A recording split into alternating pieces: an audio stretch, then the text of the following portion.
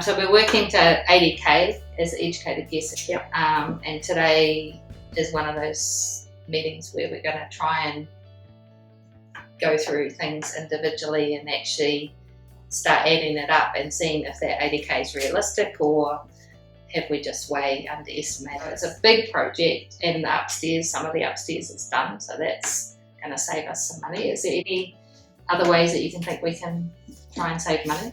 Controlling your contractors on site. Instead of paying a builder $65 an hour to pull out stuff, like the stuff downstairs, if you can find someone who's willing to do it for $20, $25 an hour, yes, then that's going to save quite a lot of money.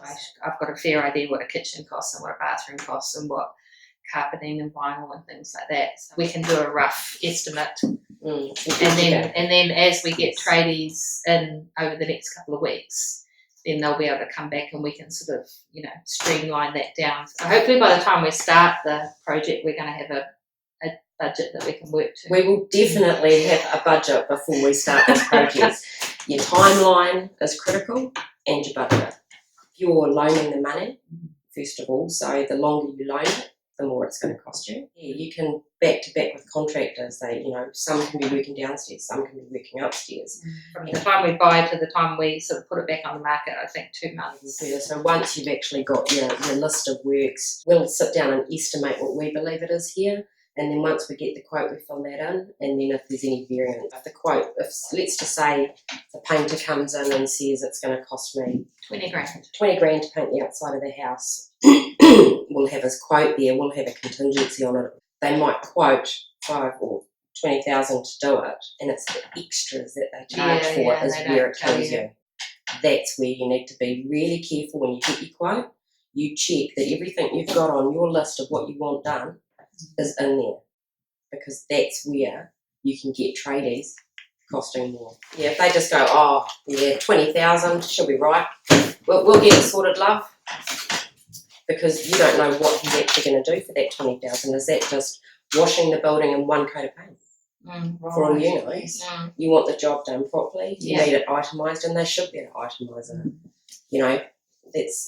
They will come in and measure it. If they're a good painter, for example, they'll have a square metre rate that they work by. We always supply the paint. In my opinion, just because if your contractor buys it, he's going to mark it up and give it to you at a higher rate. That's where they can get costs in, but also you're aware of what they're using. They might go down the road and get some cheap paint. Some people that said the paint was watered down. So it's fine to buy your own paint as long as you've got a good supplier and you've got all those discounts. That's a good thing about being in the group is we have a lot of supplier discounts and a lot of good contacts of people that we've used before that can save you heaps of money. So keeping to your budget is a key thing. I mean, you should always have a contingency. In commercial, I usually have 10%. I think 10% works for us as well. I like to come in under budget and on time. Yeah. Next week on MyProperties Renovation blog. So this week's reno has been lots of landscaping. So we've got the deck almost finished, the concrete's poured, the grounds are being cleared up and we're having topsoil delivered tomorrow, and plastering.